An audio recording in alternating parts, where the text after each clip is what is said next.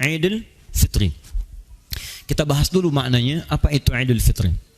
Setelah itu kita masuk ke persiapannya. Id itu artinya kembali, pulang, kembali ke asal. Ya, saya ulang, kembali ke asal mula. Karena itu saat kita kembali kepada Allah Subhanahu wa taala, asal pulangnya, asal tempatnya disebut dengan ma'ad. Waktunya disebut dengan mi'ad. Karena itu ada ayat dalam Al-Quran, misal surah ketiga Ali Imran, ayat yang ke-9. Innallaha la yukhliful mi'ad. Sungguh Allah tidak akan pernah mengingkari janjinya.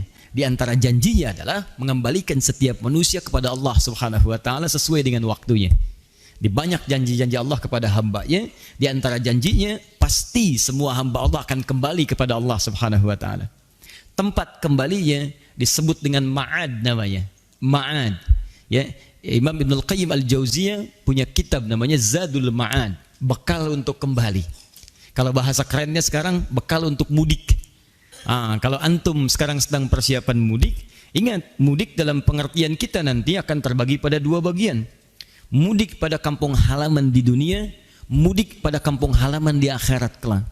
Hati-hati, kalau mudik dalam urusan dunia saja, Anda begitu persiapkan luar biasa. Bahkan kami pernah mengecek tiket kereta api saja, itu sebelum Ramadan, sebulan sebelum Ramadan sudah habis, sudah bayangkan. Sebulan sebelum Ramadan. Dan luar biasanya, bulan Ramadan itu disiapkan mencari bekal untuk mudik dengan persiapan tiket yang sudah ada. Di Ramadannya mencari bekal untuk mudik, dan ditata tuh 10 hari pertama sekian, 20 hari pertama sekian, tanggal pulangnya udah ditentukan. Ya, seminggu sebelum Ramadan, sebelum Lebaran pulang. Sepekan tuh udah disiapkan. Bahkan motornya udah ditata gitu kan. Baik, sebagian mulai diperluas lagi. Ada yang ditambah pelepah pisang ujungnya gitu kan. Ada yang ditulisin, ada yang macam-macam, diboncengin, segala rupa dimasukin. Saya sering katakan, motornya kadang-kadang bebek tapi bekalnya singa gitu kan. Wah, naik 1, 2, 3 dan seterusnya. Dan semua ditulisin, aku pulang dan sebagainya. Itu ma'ad, tempat untuk pulang, disiapkan betul. Dan selalu fitrah pada mudik itu melekat persiapan-persiapan di dua sisi. Persiapan yang akan pulang dan persiapan yang akan dikunjungi di tempat pulang. Silakan Anda cek. Setiap yang akan pulang, dia akan siap-siapkan semua bekalnya, persiapan siapa yang pulang, bagaimana keadaannya, dan uniknya, ini yang paling unik. Hebatnya, orang yang merasa bekalnya kurang, dia tidak siap pulang. Bahkan tidak pulang. Kami pernah tanyakan pada seseorang ketika masih ada di lingkungan dia tinggal dan belum kembali ke kampung halaman, kenapa Anda nggak mudik, Mas? Gak ada bekal, Ustaz. Gak ada bekal, takut pulang.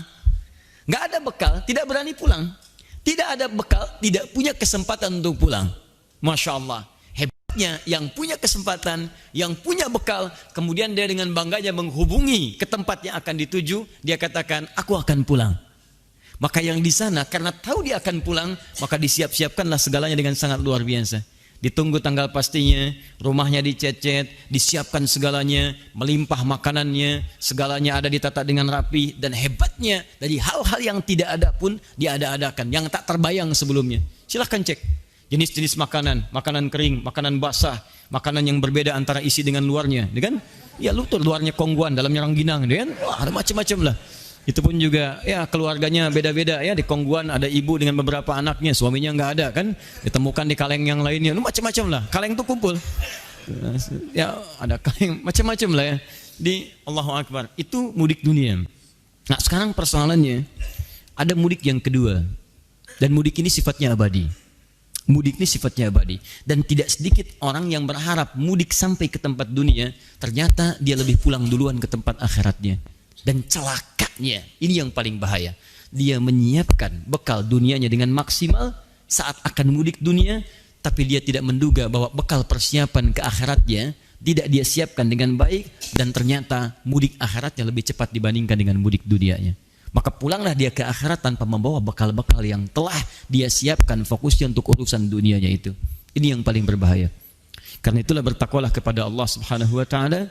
Saat kita menyiapkan bekal selama Ramadan ini, maka ketahuilah Allah telah mempersiapkan para penghuni-penghuni surga untuk menyambut kita saat kembali kepada Allah Subhanahu wa taala. Kita puasa untuk mendapatkan takwa, Maka saat itulah kemudian surga disiapkan bagi orang-orang takwa. Silakan Anda cek dalam Al-Quran. Umumnya setiap muncul kalimat surga, itu selalu dilekatkan dengan kalimat takwa atau amalan-amalan takwa. Silakan cek, teman-teman sekalian. Kita lihat misalnya Quran surah ketiga ayat 133. Wasari'u ila maghfiratim min rabbikum wa jannatin arduha as-samawati wal ardu u'iddat lil muttaqin. Bersegera Anda introspeksi diri, bermuhasabah, istighfar, dan berharaplah Anda mendapatkan surga. Bisa masuk ke surga yang luasnya seluas langit dan bumi. Kami siapkan untuk orang takwa. Quran surah 51 ayat 15 sampai dengan bahkan 23-nya. Innal muttaqina fi jannatin wa uyun. Orang-orang takwa itu kami akan tempatkan di taman-taman surga. Orang takwa melekat. Innalil muttaqina mafaza hadaiqa wa anaba. Sungguh bagi orang-orang takwa ada keberuntungan yang besar. Dia akan mendapatkan taman-taman di surga yang sangat indah. Selalu takwa surga, takwa surga. Kalau enggak disebutkan takwanya, disebutkan amalannya. Orang takwa itu kan amal soleh amalannya. Silahkan cek. Setiap ada kalimat takwa, setelahnya pasti amal soleh. Dzalikal kitabu la raiba fihi hudal lil muttaqin. Siapa muttaqin itu? Yang beramal soleh. Alladzina yu'minuna bil ghaib wa yuqimunas shalah. Salat amal soleh. Wa mimma razaqnahum yunfiqun. Setiap ada kalimat iman, setelahnya amal soleh. Quran surah 103. Wal 'asr innal insana lafi khusr illa alladzina amanu wa 'amilus shalihat. Rinciannya salat, rinciannya zakat, rinciannya infak, rinciannya puasa dan sebagainya. Dan berita baiknya, ayat puasa itu diakhiri dengan kalimat takwa. Tujuan kita puasa untuk takwa. Quran surah kedua ayat 183. Ya ayyuhalladzina amanu kutiba alaikumusiyam kama kutiba alal ladzina min qablikum la'allakum tattaqun. Jadi saat kita Ramadan ini ternyata Allah sedang melatih kita sebagai penghuni surga insyaallah. Jadi wajar kalau Nabi katakan semua umatku akan ke surga. Semua umat Nabi kata Nabi akan ke surga. Tapi belum selesai hadisnya. Illa man aba, kecuali yang enggak pengen. Jadi kalau ada yang tidak ke surga, bukan Allah yang tidak kasih, dianya yang enggak pengen. Itu masalahnya. Karena itu kita kembalikan Id, makna yang pertama adalah kembali kepada asal sesuatu. Dalam turunan ini, asal kita pun dari Allah, maka kita akan kembali kepada Allah Subhanahu wa taala. Itu kalau kalimat Idnya berdiri sendiri. Sekarang apa yang dimaksud dalam kalimat Id di sini? Di awal Syawal dan tahun ini 1439 Hijrah, kalimat Idnya disandingkan dengan kalimat Fitron. Maka jadilah kemudian kalimatnya satu rangkaian disebut dengan Idul Fitr. Eid al-Fitr. Bismillah. Eid al-Fitr. Alhamdulillah.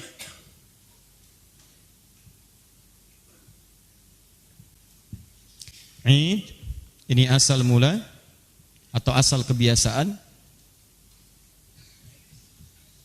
Asal mula atau asal kebiasaan. Tahan. Al-Fitrah. Ini yang harus Anda hati-hati. Al-Fitrah itu punya dua makna utama. Punya dua cabang makna utama. Satu, mohon izin saya agak lambatkan sedikit bahasannya. Fitrun yang pertama itu bisa seakar dengan kata futur. Dari fatara yafturu atau aftara yuftiru. Seakar dengan kata futur. Awas, ini sangat penting sekali. Yang berarti makan. Atau menu pertama yang dikonsumsi. Jadi awal makanan kita yang pertama kali dimakan itu dalam bahasa Arab disebut dengan futur.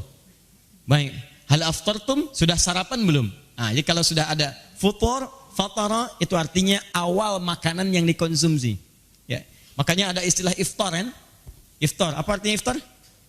Bukan buka. Iftar itu asal katanya bukan buka, awal makanan yang dikonsumsi. Di orang puasa, tentunya puasa pertama kali makan itu yang dia makan, makanya disebut iftar. Makanan pertama yang dia konsumsi disebut dengan iftar. Seterusnya wajbah, asya dan sebagainya. Ya, makanan pokoknya dan seterusnya. Di pertama kali yang dimakan itu iftar namanya, futur. Sama dengan antum, kalau di luar puasa kan pertama kali sarapan, ya makan A, makan B dan sebagainya. Cuman kemudian awal makan itu dipindahkan setelah ditahan-tahan maghrib makan, disebutlah dengan kalimat iftar. Seakar dengan ini. Fitr dari kata futur. Disebut Idul Fitri dari kata futur asal yang pertama seakan memberikan makna kepada kita saat masuk pada momentum ini di 1 Syawal, maka kita akan kembali lagi ke kebiasaan awal mula kita, yaitu boleh makan lagi. Jelas ya? Jadi yang tadinya dalam Ramadan gak boleh makan, sama seperti sekarang nih, gak bisa, angkat tangan, wah keluar aja, tiba-tiba ngemil, tek di belakang gitu kan? Nah itu gak bisa, tahan sebentar ya, tahan. Jadi gak bisa seseorang saat Ramadan kemudian setelah fajar muncul, adzan dikumandangkan, dia makan, tahan sampai dengan maghrib. Tapi begitu selesai maghrib, Allahu Akbar, Allahu Akbar, Allahu Akbar, Allahu Akbar, Allahu Akbar, takbir sepenuhnya, malamnya makan, minum, nyaman, dan seterusnya, masuklah 1 Syawal. Begitu adzan subuh berkumandang, Allahu Akbar, Allahu Akbar, maka dibedakanlah awal Syawal itu dengan Ramadan, dengan kebolehan kita untuk makan lagi, minum lagi. Maka disebutlah kemudian dengan kalimat Idul Fitri. Kembali ke asal mula, dibolehkan kita makan setelah sebelumnya saat Ramadan, ditahan makanan itu sampai dengan ke maghrib. Jelas sampai sini? Maaf, apakah setiap orang yang masuk kepada 1 Syawal sudah punya makanan untuk dimakan? Anda jangan mengukur dengan keadaan Anda yang sudah disiapkan. Barangkali dari sekarang Anda sudah kesiapkan, bukan cuma ketupatnya, daunnya udah Anda cari, gitu kan? Bahannya udah Anda siapkan, ayamnya udah disiap-siapin, dikasih tahu lagi, siap-siap ya. Oh, kamu kandidat tahun ini, kandidat luar biasa. Semuanya ada. Tapi ada segolongan orang yang ketika akan bertemu dengan 1 Syawal, dia berpikir, saya makan apa ya? Yang lain sudah siap, yang lain perangkatnya ada. Sementara saya belum mendapati apapun.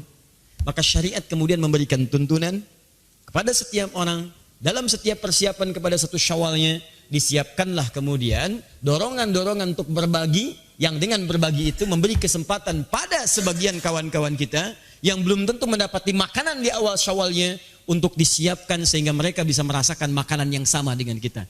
Jangan sampai begini, kitanya makan, dia puasa. Makanya Allah mengharamkan lewat Rasulnya, haram puasa di hari ini, kamu makan. Dan Anda harus hapuskan sebagian orang yang mengharamkan dirinya. Maksudnya mewajibkan dirinya untuk puasa, gak boleh. Maka keluarkan, bantu dia, keluarkan dengan tulus. Sesuatu yang dikeluarkan dengan tulus, diberikan sampai pada orangnya, disebut dengan zakat dalam istilah agama kita. Ati, keluarkan dengan tulus. Zakat, sesuatu yang bertambah nilainya.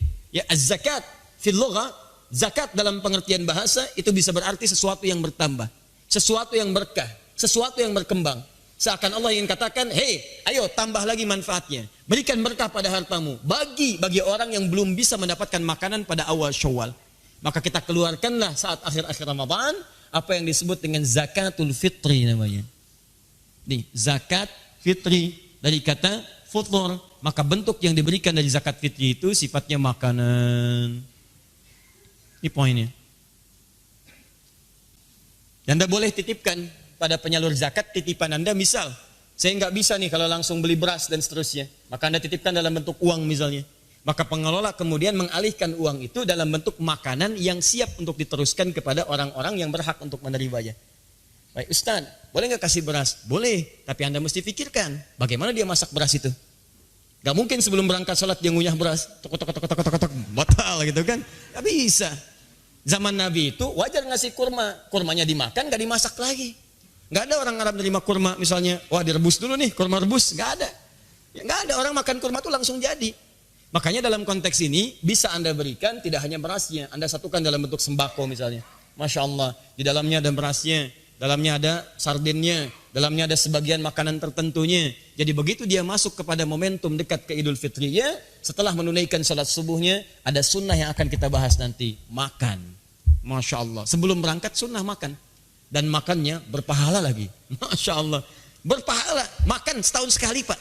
Setahun sekali makannya langsung ada pahalanya. Itu Idul Fitri itu.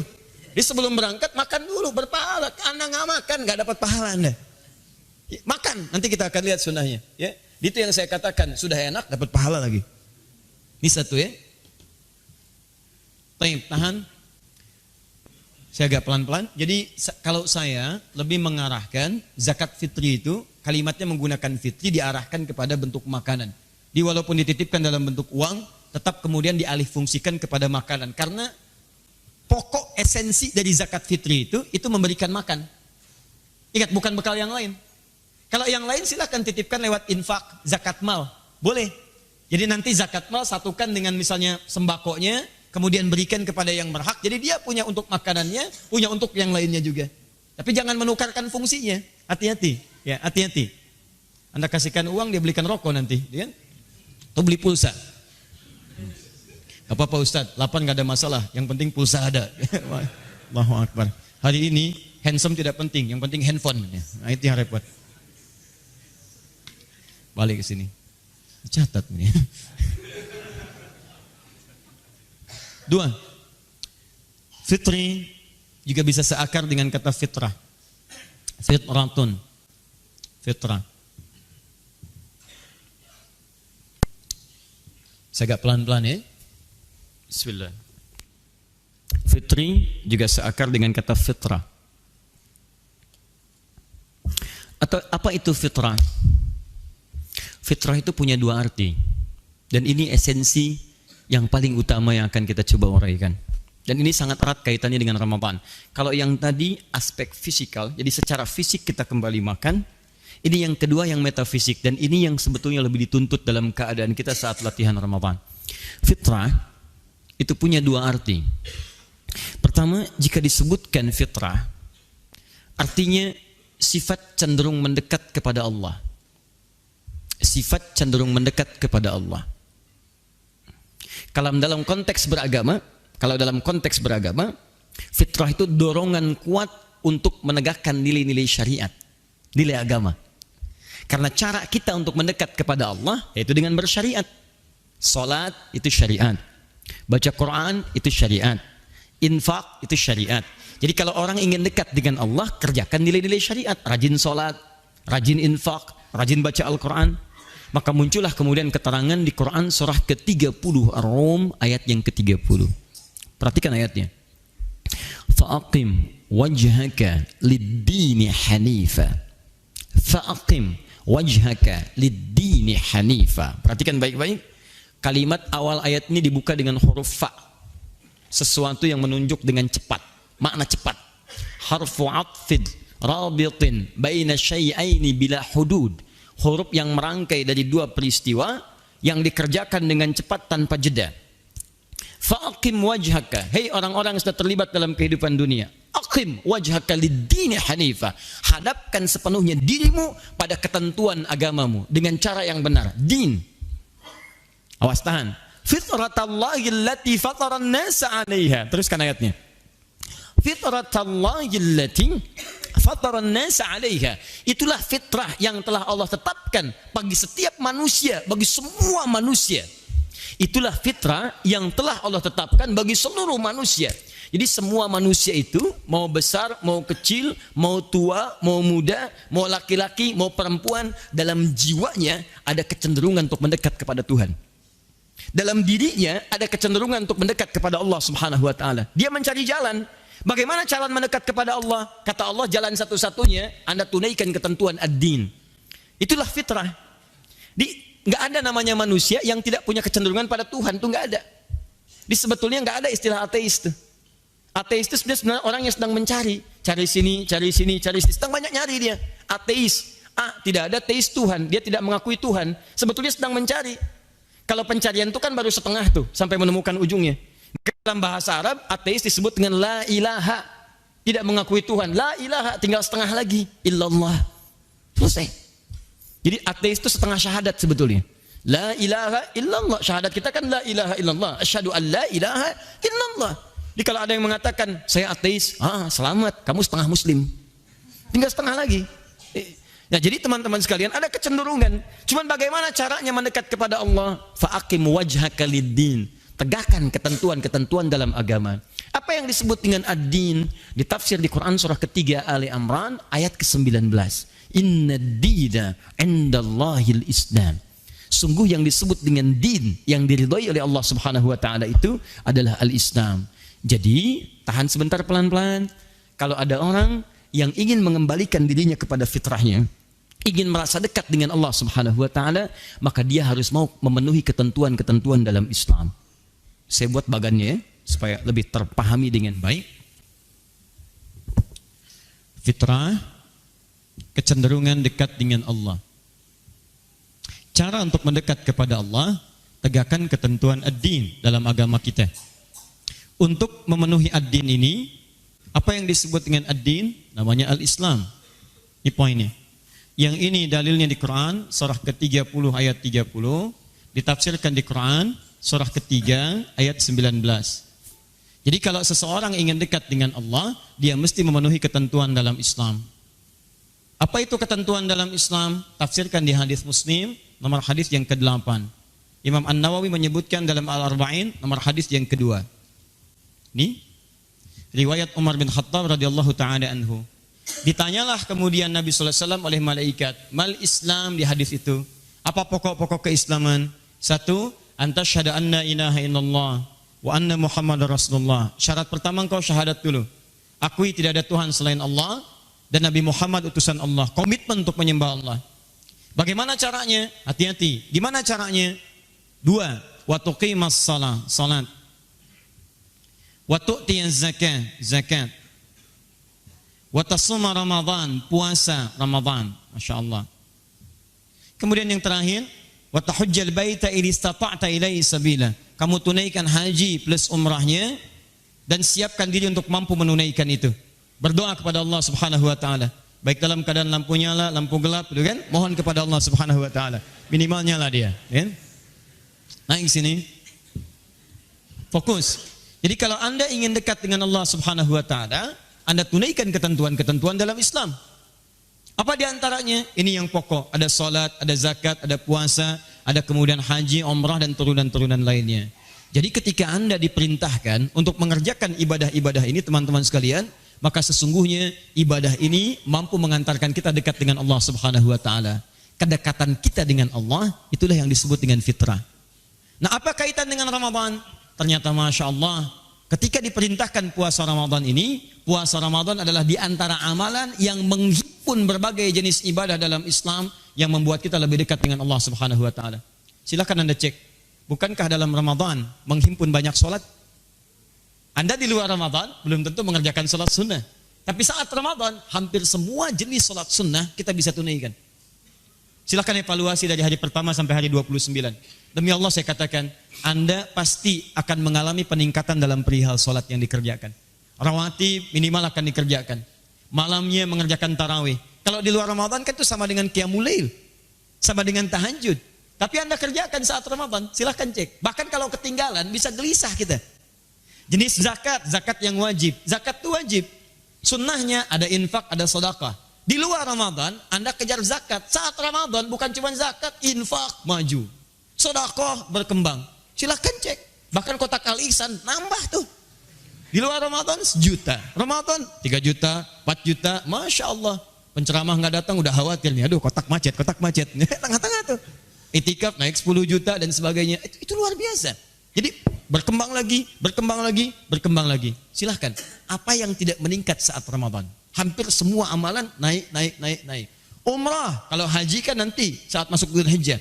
Umrah. Hari-hari biasa mungkin padat di haram. Tapi lihat ketika Ramadan lebih padat bahkan kadang-kadang dibandingkan haji. Orang naik. Luar biasa. Kumpul satu tempat. Apa esensi dari semuanya ini? Adalah membangun kedekatan dengan Allah Subhanahu wa taala. Jadi kalau kita kemudian arahkan kepada kalimat Idul Fitri dengan kata fitrah, id artinya kembali ke asal mula. Asal seseorang itu dekat dengan Allah Subhanahu wa taala. Saking dekatnya sebelum lahir, dia diberikan dialog oleh Allah. Quran surah ke-7 ayat 172. Wa idh akhadha rabbuka min bani Adama min zuhurihim awas dzurriyyatahum wa ashhadahum ala anfusihim alastu bi rabbikum qalu bala syahidna. Dan ingat ya, pelajari ya kata Allah, saat kami mengambil perjanjian, Rabbmu, Tuhanmu mengambil perjanjian dengan setiap anak cucu Adam. Diberikan dialog di perut ibundanya sebelum terlahir. Dikatakan, apakah kamu siap menjadikan aku sebagai Rabb? Perawat kamu, pelindung kamu, yang menyembuhkan saat sakit, yang memberikan ampunan saat kamu banyak berdosa, yang memaafkan saat kamu salah, yang memberikan segalanya yang kamu butuhkan sepanjang mendekat kepadaku. Maka kita tidak ada pilihan mengatakan, bala. Bala itu artinya siap, tanpa alasan apapun. Syahidna, saya siap menunaikan itu semua. Saya siap beribadah, saya siap menjadikan engkau sebagai Tuhan. Kemudian kita dilahirkan dan dilatihlah oleh Allah Subhanahu wa taala dengan ibadah supaya bisa mengingat kembali perjanjian yang telah kita buat itu. Maka teman-teman sekalian, kembali kepada Ramadan, dalam momentum Ramadan yang telah kita lalui, hari pertama sampai dengan hari ini, maka didesain 29 hari di selama Ramadan sesungguhnya untuk membuat diri kita lebih dekat dengan Allah Subhanahu wa taala. Jadi, kalau nanti besok selesai Ramadan, ada di antara kita yang hubungannya belum dekat dengan Allah, pasti ada yang salah dalam puasanya. Ada yang keliru.